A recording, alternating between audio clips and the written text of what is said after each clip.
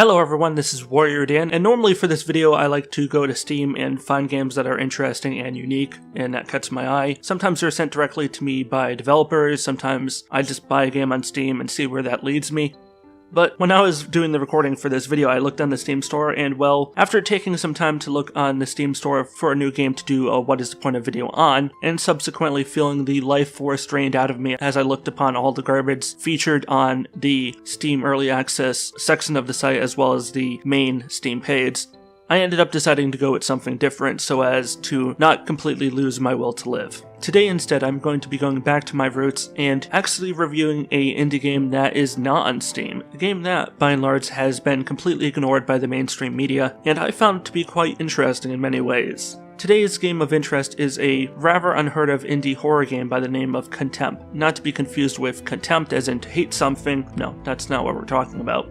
Contemp is a short interactive first-person horror experience reminiscent of recent games such as Resident Evil 7 and the sadly cancelled PE game. The highly acclaimed and now unavailable demo for the now cancelled Silent Hill game that was being developed by Hideo Kojima. Contemp sets the player in a small confined boarded up house with the goal of solving short environmental puzzles in order to proceed through what can be bluntly surmised as a horror themed walking simulator. The player starts the game standing just outside their car in the driveway of this creepy house that any person with an ounce of common sense and self-preservation would run away from instantly without hesitation. But instead you decide to go and find a key to open the door because, well, you simply don't have a will to live. Once this is done, the door will open and you can step into this little house of horrors, where the game from this point on will do its best to herd you through very specific hallways and rooms using lighting, ambient sounds, and the scripted opening and closing of doors.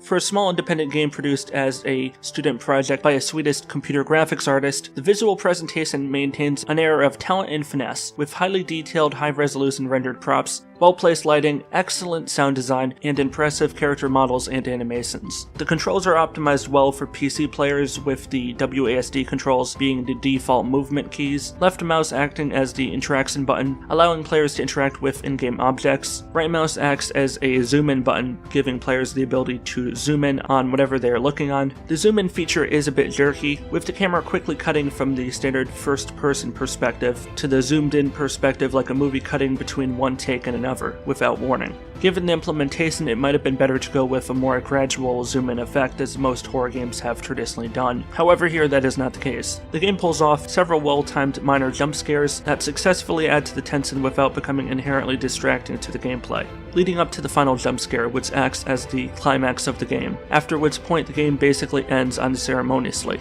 While Contemp doesn't really offer enough content or gameplay value to warrant widespread attention from the PC horror gaming community at large, it does serve well as a highly detailed and enjoyable tech demo, offering us a hint at what this developer and other indie developers like him can be capable of when given access to the untapped power of modern game development engines such as Unreal Engine 4. One little feature that is probably worth mentioning is that on the game's main menu you do have the option to view the game trailer in-game without forcibly being redirected via external link to sites like YouTube. I wish more games took notice of this and implemented similar features like this. As someone with a lot of appreciation for game development, it would be cool to have games include their promotional trailers and behind-the-scenes interviews as extras to be included in the final game, much in the same way that Blu-ray and DVD copies of films include short documentaries or commentaries.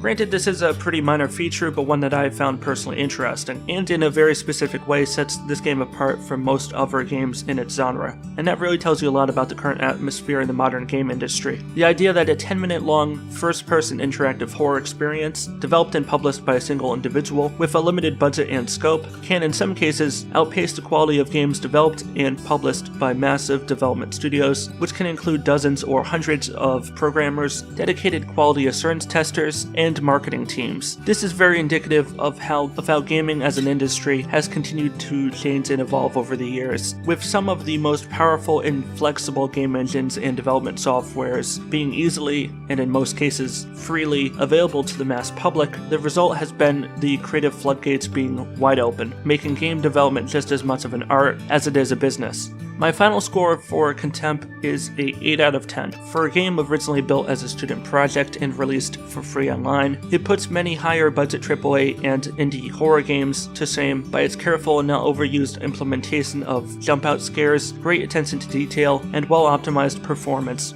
I would highly recommend visiting the official download page for Contemp, available in the description down below, and checking the game out for yourself. But that's it for this What Is the Point Of. Hope you found it interesting, I know I certainly have. If you have an indie game that you'd like me to cover, feel free to leave me a suggestion down in the comments below. The only rules, it has to be either on Steam or a trusted, popular indie game site such as GameJolt, itch.io, or IndieDB. It also has to be downloadable, not just playable in a web client, and it has to have been released in the last year. If you have a game meeting those criteria, feel free to reach out to me in the comments section down below, or over Twitter at my Twitter handle, @WarriorDanYT. But for now, ladies and gentlemen, I bid you farewell. This is WarriorDan signing out. Stay awesome, everybody, and peace out.